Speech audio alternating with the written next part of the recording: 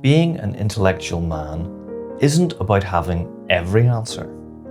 Instead, it's about handling uncertainty with composure, structure, and honesty. And yet, in professional environments, this is exactly where many men fall apart.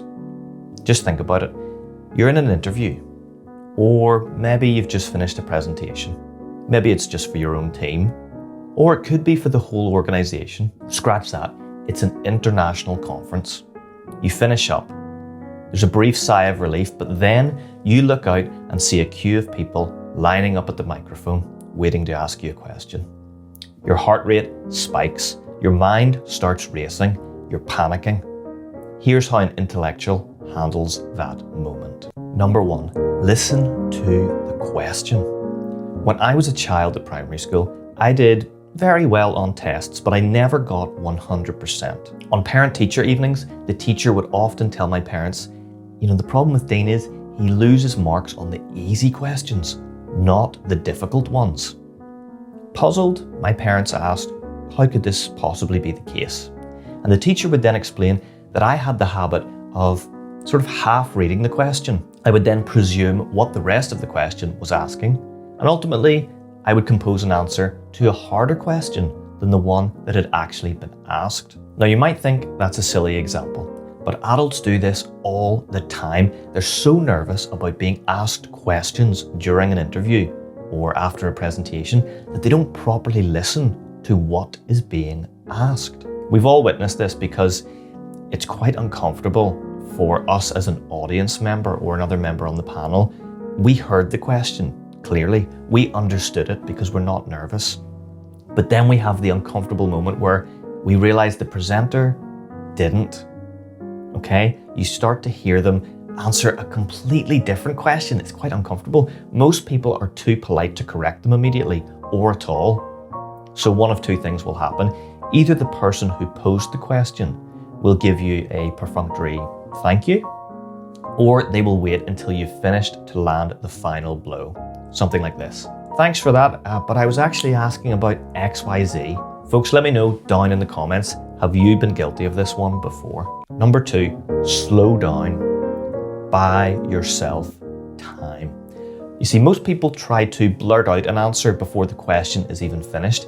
That's nerves, not intellect. A composed speaker uses time as a tool, and he knows how to get more of it. Obviously, you can't sit in silence for a full minute after a question has been asked, or you'll look like you've choked. So first, you need to buy yourself some time, and you can use one of several stock phrases. Here's some that I like. That's a really good question.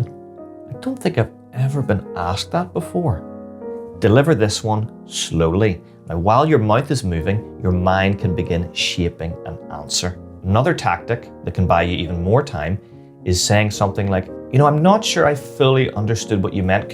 Would you mind rephrasing that question? You could turn this into the very blunt and very effective, what do you mean? Okay? Most people will naturally reframe their question rather than repeat it verbatim. And this gives you more time. And sometimes the reframed question is easier to answer anyway. Number 3, be confident enough to pause. Now, once you've delivered your stock phrase or the question has been reworded back to you, feel free to pause if you need more time to think. Most people are highly nervous at moments like these, so a 5-second pause will feel like an eternity. But a confident man, a confident intellectual, can pause for up to 30 seconds to formulate his thoughts. One particular person who I see doing this often are people like Dr. Jordan Peterson or Douglas Murray. These are people who will get asked a question and they will intentionally pause because they're formulating their answer, and then they will begin responding. Now, when you get very good at this, you will notice your answers will have more structure, more clarity, and they won't sound quite as much like the ravings of a lunatic. Number 4, do not bullshit an answer. Trying to look all-knowing is the fastest way for an intellectual man to lose credibility. In intellectual environments, you are often surrounded by people who know more than you in specific areas. So if you try to BS your way through a question at least half the room knows what you're doing instantly. And it screams two things. Number one, you're insecure about your intelligence. Number two, you're trying way too hard to appear impressive. No real scholar respects that. That leads us to number 5. Be comfortable not knowing things. This is, above all, the mark of a genuine intellectual man. If you truly don't know, just say, I don't know. Even experts do this. Now I'll give you an example. Years ago, when I was a junior PhD student, I was once asked a question about my work that I genuinely couldn't answer. I made a solid attempt at, maybe how I could figure out what the answer was experimentally, but I was truly intrigued by what the right answer might be, so I posed the question back to the person who posed it to me. I said, okay, just out of interest, how would you measure that effect? That's what I said. To which the question asker responded, I have no idea. It just goes to show that not knowing is normal. Pretending to know when you don't, that's childish. Have you ever seen the Duning-kruger chart? It explains exactly why this matters. You see, this shows a psychological pattern where people with low skill massively overestimate their ability, while those with high skill tend to underestimate theirs. And why is that? Well, that's because when you know very little, you don't even know what you don't know. And those are the exact people who act like experts, the ones who think they have everything figured out. They are the insufferable ones. They live on what the chart calls the peak of Mount Stupid, and we all know someone who lives there.